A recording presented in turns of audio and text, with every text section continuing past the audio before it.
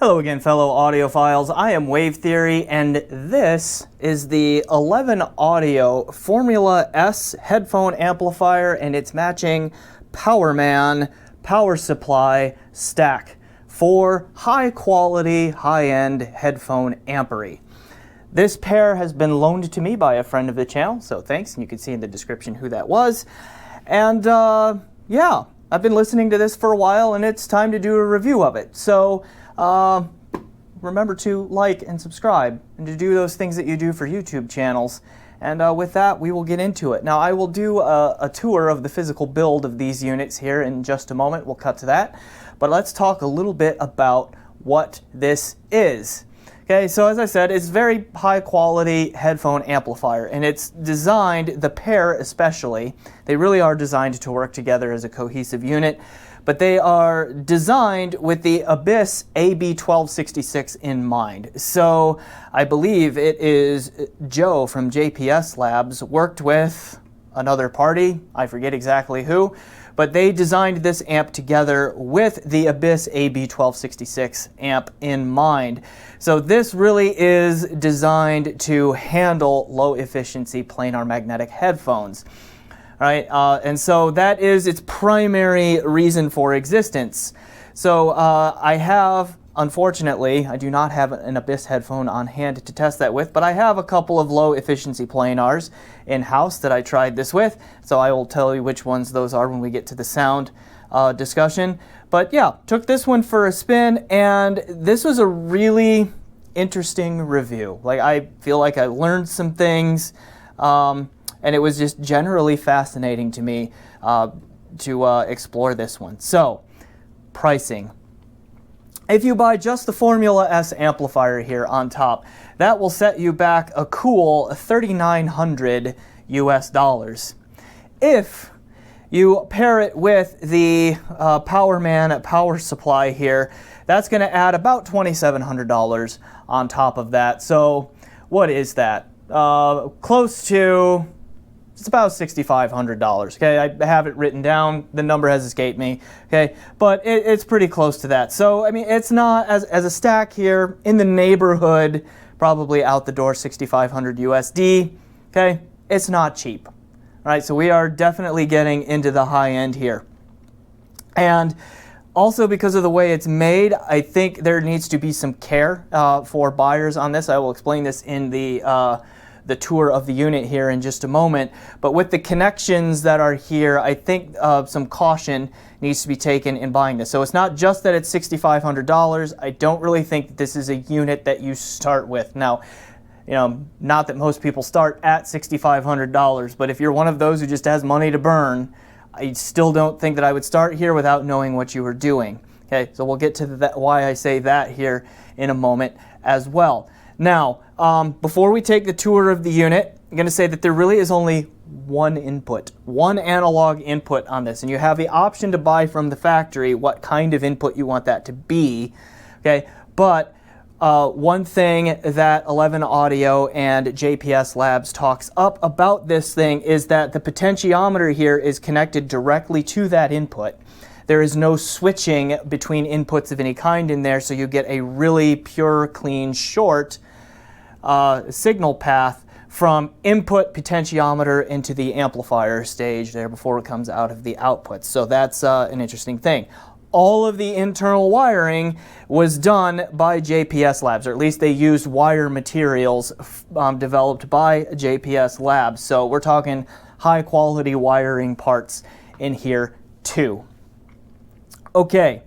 Let's see. I think it is probably okay then to go ahead and jump into the unit tour. So let's go ahead and look at that, and then we will come back and talk about sound.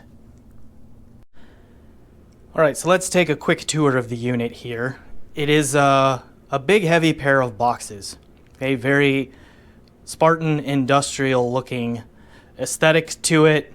Just black with like the gray lettering and that sort of thing.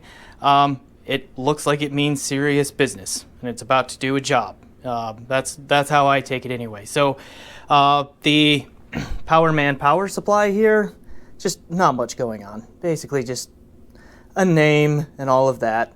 Okay, then here, the front panel of the Formula S amplifier itself, what we see here, like the biggest feature is 3 types of headphone outputs. Okay, you can do 4-pin XLR output for balanced. Then you could do 2 3-pin, the dual 3-pin XLR output here.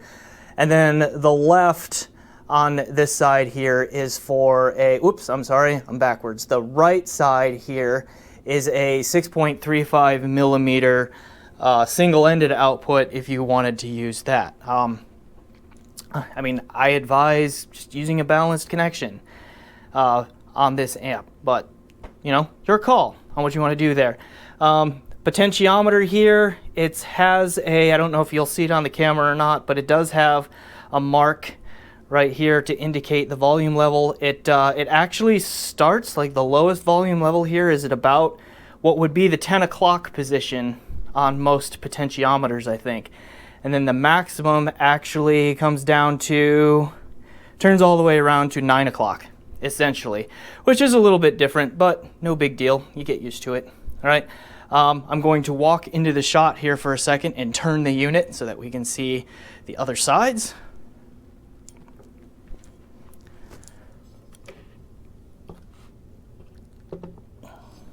All right. Really plain Jane side panels. Okay, the only thing that I wanted to show you here was this, we have heat sinking. Okay, so there's a fair amount of weight here because of that. There it is. Turning it around to see the back panel. Okay, there, again, not a ton to look at here, honestly. Go ahead and center this up a little bit. Not a ton to look at, but I will point out what I think are the key things. So here on the Powerman, we have just the simple rocker switch master power supply. We have similarly up here on the Formula S2. So then we have switches on both units for different voltage settings for, you know, different power grids. Here in the US, you want 110, you know, that sort of thing. We have a proprietary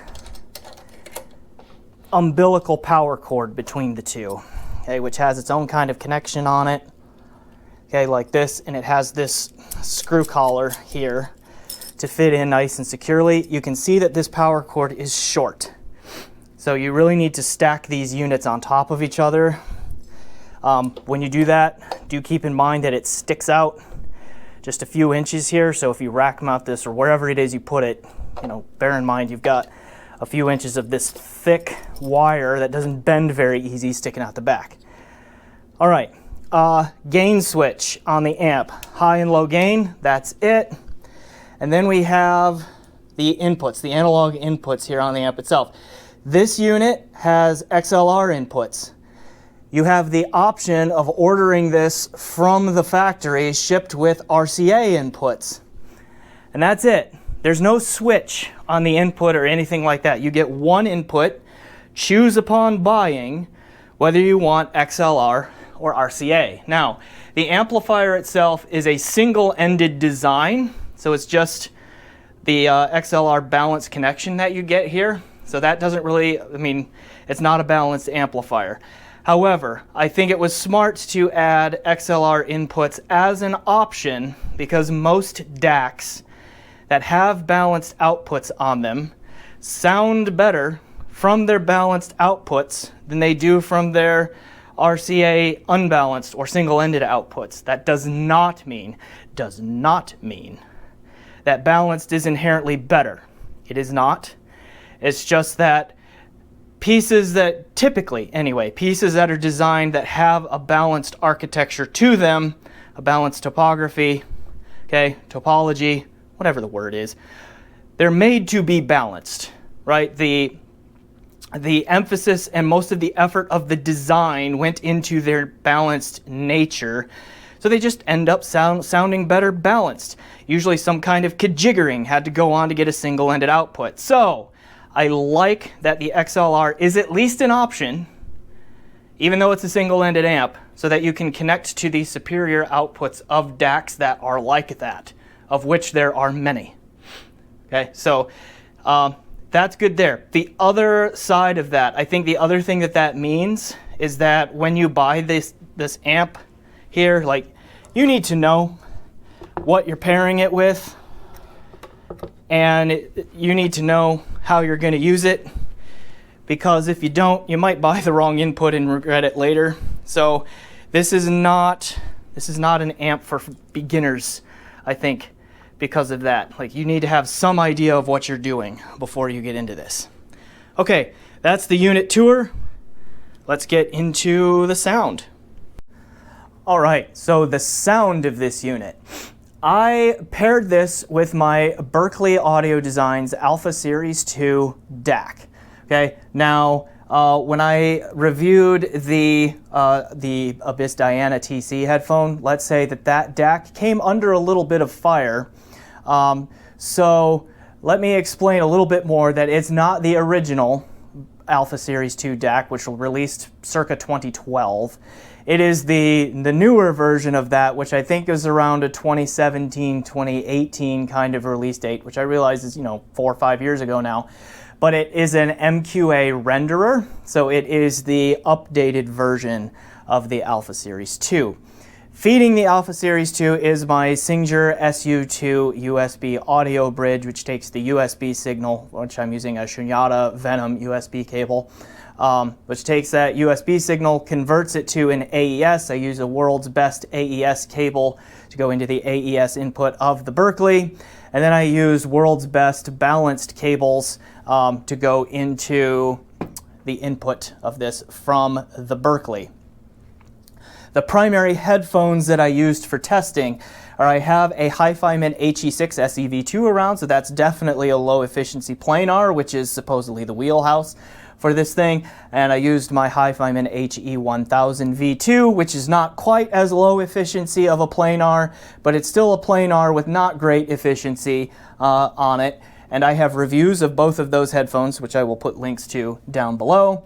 I also tried this with my Hi-Z headphones, particularly my Beyerdynamic DT880 ohm, just to check the high impedance capability of this a little bit. And I realized that that's a rather cheap headphone these days, but it's still 600 ohms. There's not a ton of 600 ohm headphones out there. So I use that. And for a low Z, easier to drive load, I used my Fostex TH900 with Lawton Purple Heart chambers on it. So those were the headphones that I primarily used to test these. And I really didn't try any other DACs other than my Berkeley, because it is far and away the highest quality DAC that I have. I have been told by many that it is a technically superior DAC to the Sagra, which is normally matched to this, at least in terms of a design and sound signature. So I've not heard the Sagra. I cannot confirm that.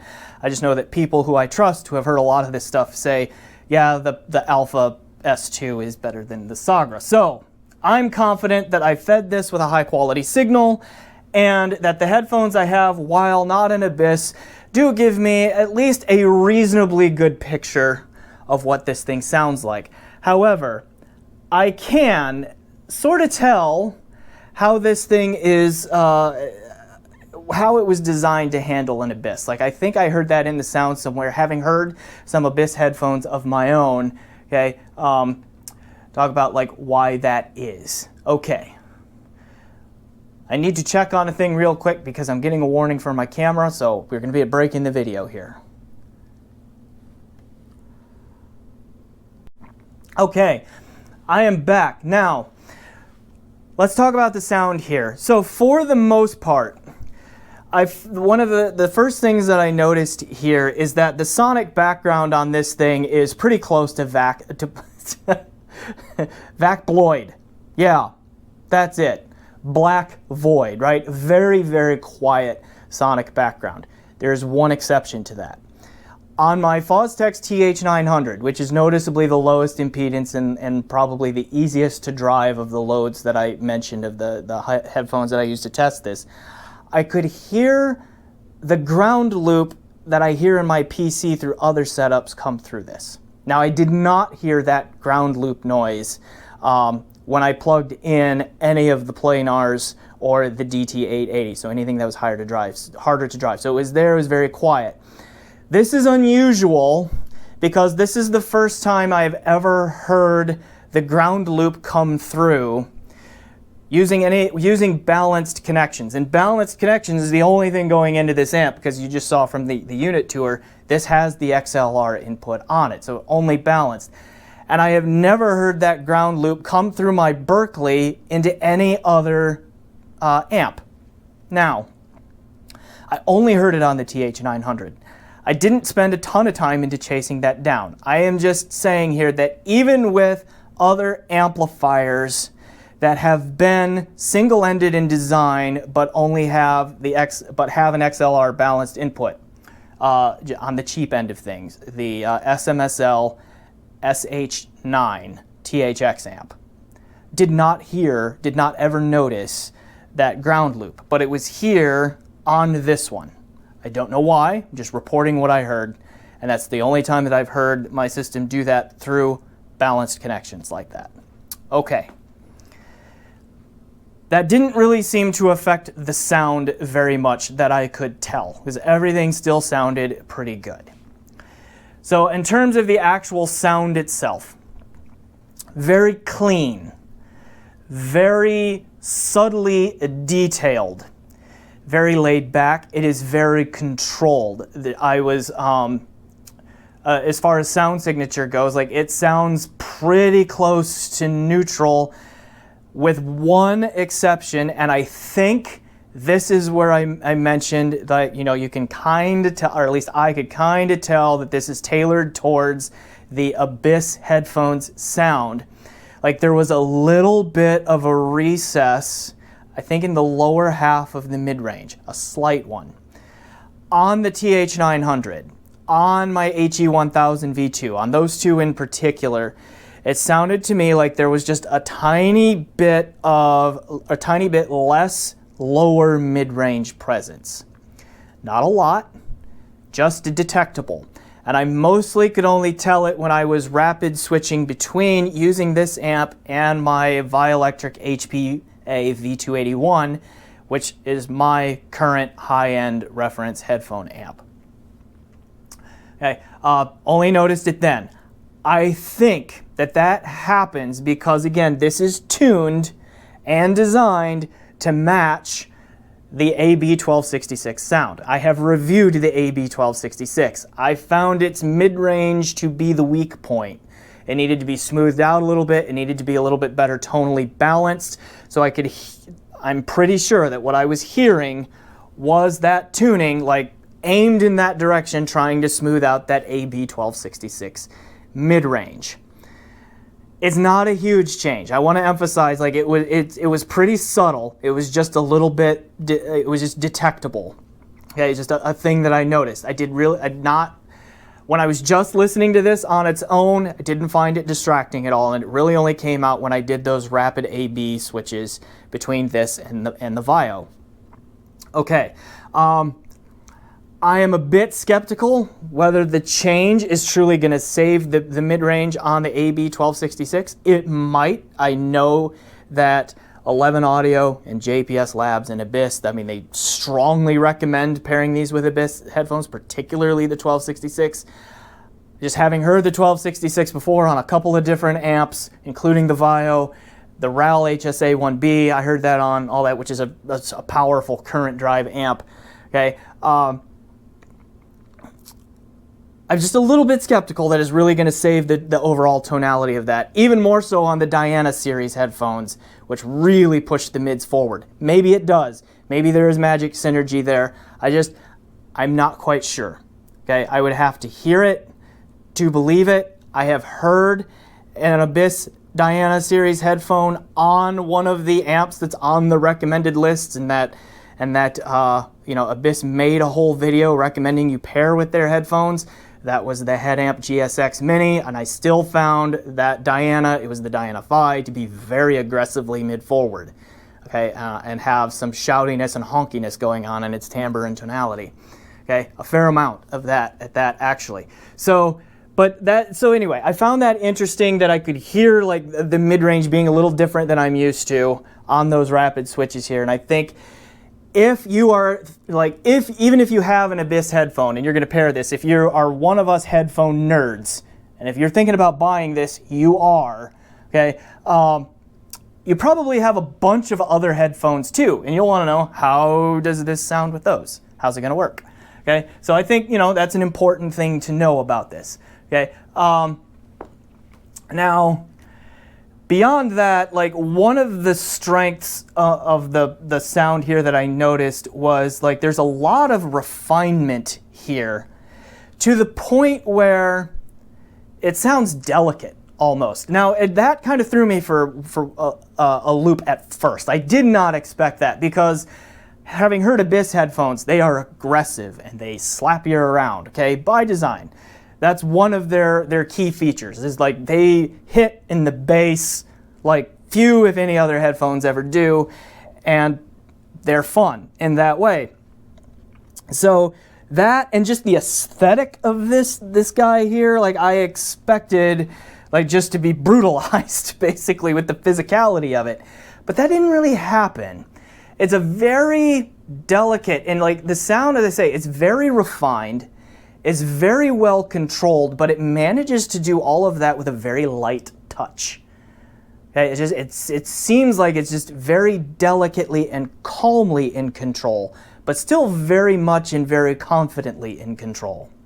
It's an odd thing to hear that stated in words, but it's one of those things where if you heard it, you'd go, oh, yeah, okay? At least I'm pretty sure that's what would happen. Now, I think I just said that was a strength. And I think it's fair to say this, the refinement for sure is definitely a strength. You get a very refined, like almost mature sound coming from this, with that, which I think that part of it is a strength. The delicateness of it, the light touch nature, I think comes more into a preference thing. I can see, again, this is another one of those areas where you could tell that the AB1266 is the goal here. Like, it's the matched headphone to this, because again, the AB1266 is forward, it is aggressive, it is going to slap you around.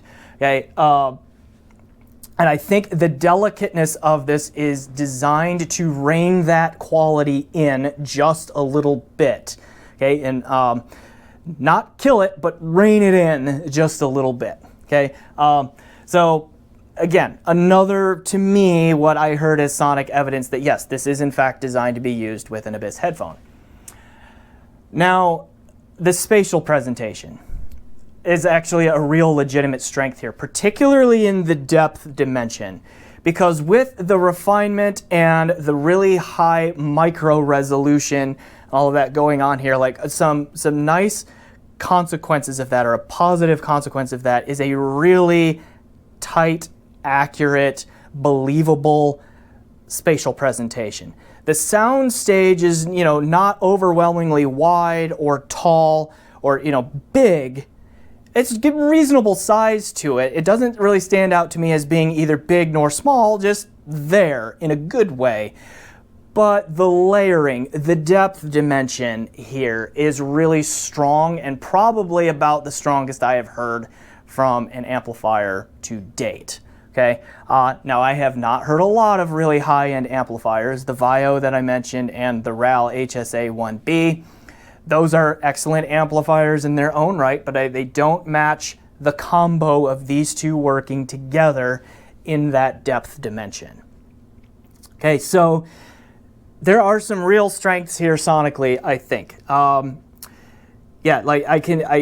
There is some sonic evidence that I interpret to mean that yes, it is definitely tailored towards the Abyss house sound from Abyss headphones. So there's that to keep in mind, but in general, there's a lot of micro resolution, which is very good. There's a really excellent spatial presentation here that's very believable and really impressed me, particularly in the depth dimension. And there's a lot of control here, but it does the control with a light touch. And delicate is just the word that keeps coming to mind when I think of the sound here. And to me, that delicate part is a preference thing. All of the other stuff is excellent technicality. The delicate sound makes sense when talking about pairing with an Abyss headphone, but for the other headphones that I mentioned, it becomes a preference thing. Do you like that delicate sound? It works well for some music to my ear, and then there's other music that's like not supposed to be delicate, where that delicate nature I thought got a little bit in the way. All right. Now, it is worth talking about what happens if you remove the Powerman here. Okay, so if you were to buy just the Form S at $3,900 and skip the Powerman, what happens? The overall technical performance decreases. It does. Like the noise floor raises just a little bit again. It doesn't become noise-y, just saying that you don't get quite that black void sonic background that you get with this in the picture. Okay, the spatial presentation that I just mentioned flattens a little bit. That depth dimension does not become a wall of sound, but the layering and all of that in the depth definitely reduces. And in fact, it's almost like the entire sonic staging and presentation just kind of moved toward my face a little bit, where it was a little bit further back, still nice and deep, but just a little bit further away from me when the Powerman was in it, but closer to my head when I took it out of the chain. Hey, so I found that interesting. Curiously, I thought there was a little bit more bass rumble and a little bit more slam. There's overall more physicality to the sound without the Powerman, which was really shocking to me. There's a lot more overall control. Like the sense of control decreased when the Powerman was in it. So I think some of that perception of extra bass presence and slam may be from the bass being a little bit more sloppy. That could just be a psychoacoustic effect, but I went looking for this, and I did this test with my HE1000 V2 because that one has the best bass extension, I think, of all of the headphones that I mentioned. And like playing a track like Mountains from Hans Zimmer, where you get this just descending bass, it's really impossible to do a quick A-B, but it stands out to me that just the Form S reached a little lower than when the Powerman was in there, and rumbled a little bit more, but was not as clean. Like it was not as clean, it was not as refined, it was not as defined or as tonally accurate in the low end. So that was weird. Like I reviewed the PS Audio Stellar Power Plant 3 recently, and PS Audio's claim with that power regenerator was you're going to get better sound staging, you're going to get more detail, it's going to be cleaner sounding, it will be more consistent based on the load on the power grid and time of day that you listen to it and all that. And they also claimed that there were more dynamics to it, like more, which I interpreted to mean macro dynamics, like punch, slam, physicality, those kinds of things.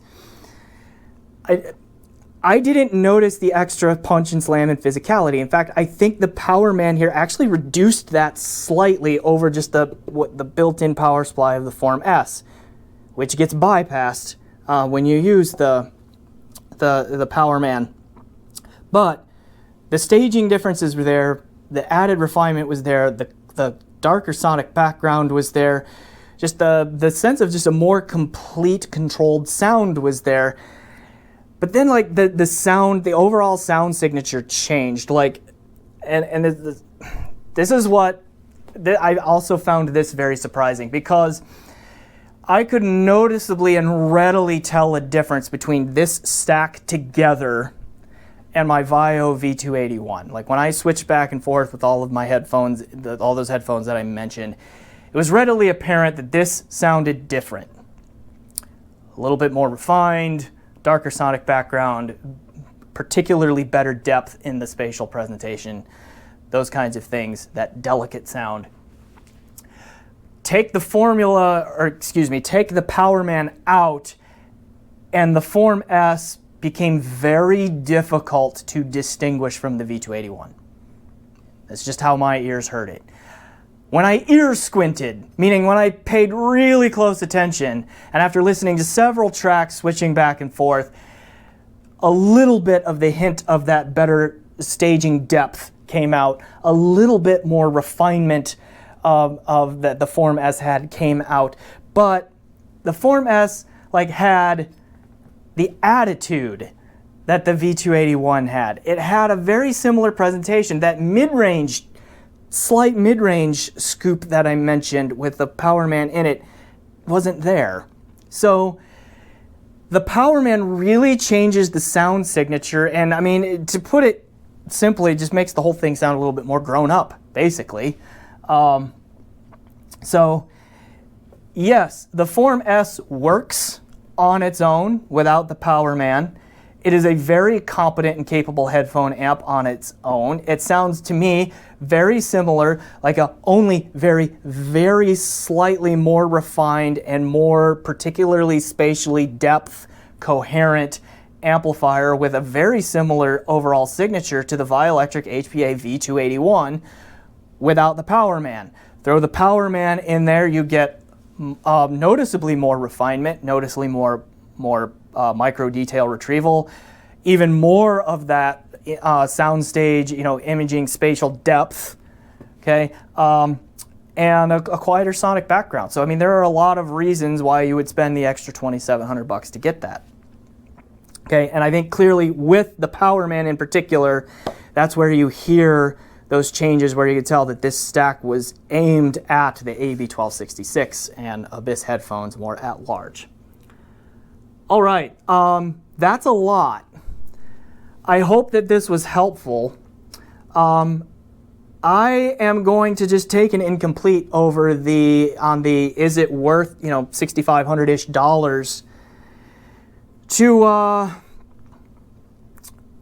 to buy this stack. And I'm not going to answer that because that's a question you have to answer. And having not heard it with an Abyss, I can't give a full thumbs up, thumbs down on that. But I can say that there are definitely some strengths to the sound here.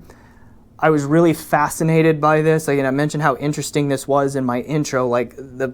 Taking the Powerman in and out was really an interesting and fun experience to hear the changes there. So I'm glad I got to do that here on that as well. So yeah, some definite sonic strengths here. It does handle low impedance planars pretty well, which makes sense. That's what it's designed for. It did okay with the DT880, though I think even with this and my V281, I could really not tell a whole lot of difference with the DT880, and I think we're just way past what that thing is capable of resolving, but it still sounded pretty good. So I don't see why you couldn't do a high-Z headphone on this as well, and so forth. So if you have a big headphone collection, you have some idea, hopefully, with this review of how it will sound with everything other than an Abyss. Okay? So yeah, I am Wave Theory. This has been my review of the 11 Audio Formula S headphone amp and its matching Powerman power supply. Thanks for watching, and as always, enjoy the music.